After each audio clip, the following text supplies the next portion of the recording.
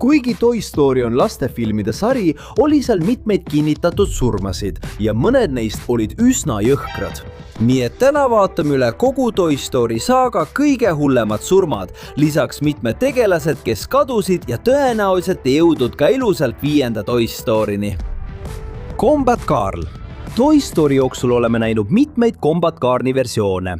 Kõige tuntum on ilmselt see, kes ilmus Toy Story õudusloos, kuid esimene Combat Carl, keda nägime, oli hoopis teistsuguse looga. Esimeses 1995 aasta Toy Story filmis seob Sid Phillips Combat Carli seljale raketi, süütab selle ja laseb tal 1000 tükiks plahvatada. Film näitab meile ainult plahvatust ja pärast seda me seda Combat Carli enam ei näe. Nii et see oli kogu frantsiisi esimene kinnitatud surm. Kärbes, kes suri Buzzi visiiris. Selles samas filmis toimub veel üks surm, mis kestab vähem kui sekundi ja mida peaaegu keegi ei mäleta. Pärast seda, kui Woody viskab Buzzi aknast välja, õnnestub Buzzil ronida Andy ema autosse, et teda jälitada ja kätte maksta. Aga kui ta siseneb läbi katuseluugi, näeme, et üks kärbes lendas vastu tema kiivri visiiri ja jäi sinna täiesti lömastatuna.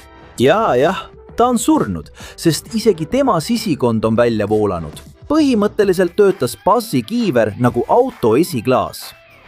Buster. Kas te mäletate Busterit? Seda taksikoera, kelle Andy sai jõuludeks esimese filmi lõpus kingituseks. Selleks ajaks oli Buster tõenäoliselt umbes 3-kuune. Toy Story 2 nägime teda juba täiskasvanud koerana, umbes 2-aastasena. Aga Toy Story 3 ajaks oli ta juba eakas koer. Tal oli raske kõndida, ta oli kõvasti juurde võtnud ja oli tõenäoliselt umbes 12-aastane. Toy Story 4 teda ei olnud, sest ta jäi elama Andy ema juurde. Kuid selleks ajaks pidi Buster olema juba umbes 13-aastane. See tähendab, et Toy Story 5 ajaks oleks Buster juba 15-aastane. Taksikoerad elavad tavaliselt 12–16 aastat. See sõltub nende suurusest ja hooldusest, mida nad saavad. Ja arvestades Busteri seisundit, mida nägime, Toy Story 3 on tõenäoline, et Toy Story 5 ajaks oleks ta juba surnud. Nii et jätke oma like ja kommentaar Andy truusõbra auks. Scott, Sidi koer. Ja kui Buster on tõenäoliselt juba surnud, siis see, kes kindlasti Toy Story 5-ni ei jõudnud, oli Scott, Sid Phillipsi koer. Scott oli juba esimese filmi ajaks täiskasvanud koer. Me ei tea täpselt, kui vana ta oli, aga isegi kui tal oli alles 2 või 3 aastat, oleks tal Toy Story 5 ajaks juba umbes 17 või 18 aastat täis. Nii et Scott oleks ka vanuse tõttu juba ammu enne 5. filmi algust surnud. Mänguasjad, mida Sid Phillips hävitas. Aga koerad polnud ainsad ohvrid, kes olid seotud Sid Phillipsiga. Sid ei väärkohelnud ainult oma mänguasju. Poiss lõbustas end sellega, et tegi mänguasjadele operatsioone, vahetas neil päid, rebis osi küljest ja pani mitme mänguasja jäänused kokku, et ehitada üks uus. Üks selgemaid näiteid on Janie, tema õe Hannanukk. Sid võtab Janiel pea ära ja asendab selle pterodaktüüli omaga, nimetades seda topeltaju siirdamiseks. Kuid Jenny ja pterodaktüül ei surnud. Hiljem panevad mutantmänguasjad nende pead õigetele kehadele tagasi ja mõlemad osalevad plaanis Woody ja Buzzi päästmiseks. Sama juhtub ka Babyface'i, Ducky, Lexi, Rollerbobi ja teiste mutantmänguasjadega. Kuigi neil puuduvad mõned osad ja nad on kokku pandud teiste mänguasjade tükkidest, on nad kõik endiselt elus. Tegelikult on just nemad need, kes aitavad parandada Sidi viimaseid ohvreid. Need, kes tõesti näivad olevat surnud, on mänguasjad, mis jäid tema toas täiesti lahti võetuks. Sidi lambiga näeme mitmeid nukkude päid, mis on kehade küljest eraldatud. Nad ei liigu kunagi ega aita teisi ning nad ei ilmu uuesti välja ka siis, kui kõik mänguasjad Sidile vastu astuvad. Nii et samal ajal kui mutantmänguasjad suutsid uute osadega ellu jääda, olid need lambinukud tõenäoliselt Sidi operatsioonide teised ohvrid, keda enam parandada ei saanud. Sid Phillips.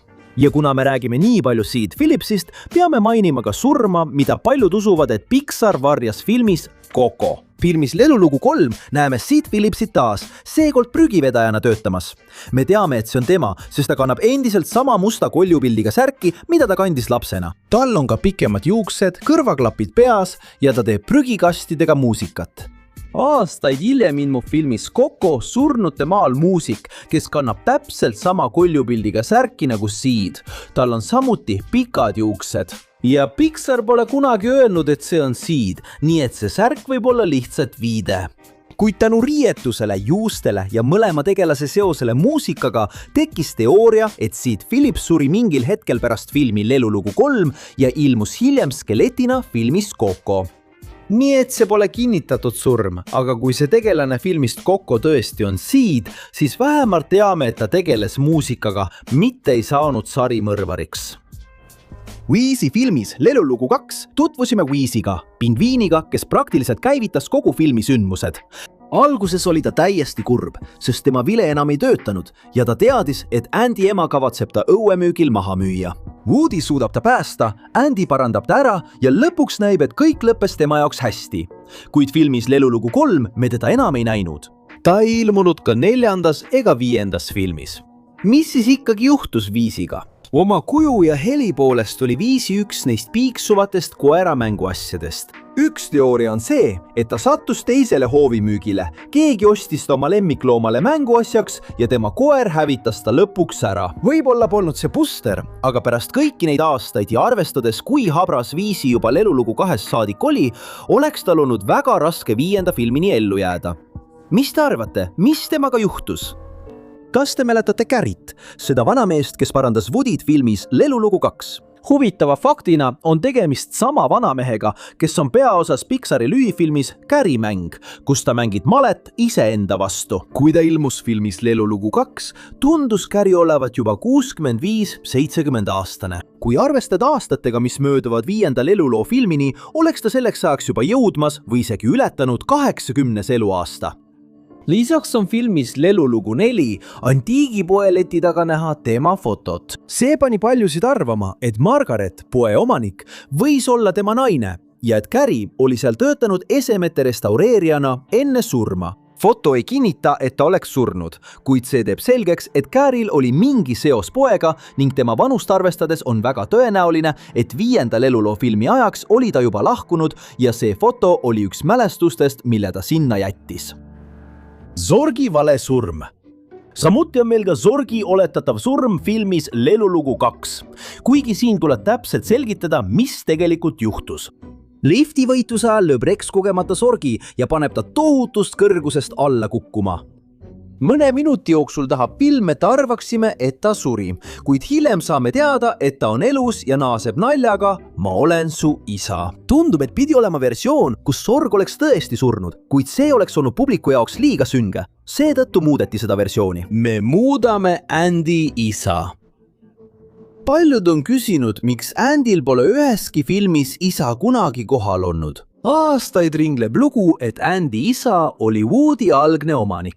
Selle versiooni järgi haigestus ta lapsena poliomüeliiti, hoidis Woodyt kogu oma elu ja andis selle enne surma oma pojale. See teooria muutus väga populaarseks, kuna väidetavalt rääkis selle Joe Ranft, üks Pixari stsenaristidest. Siiski ütles Andrew Stanton, kes samuti kirjutas esimese filmi, et see lugu on täielik vale. Nii et Andy isa surm poliomüeliidi tõttu ei kuulu ametliku loo hulka.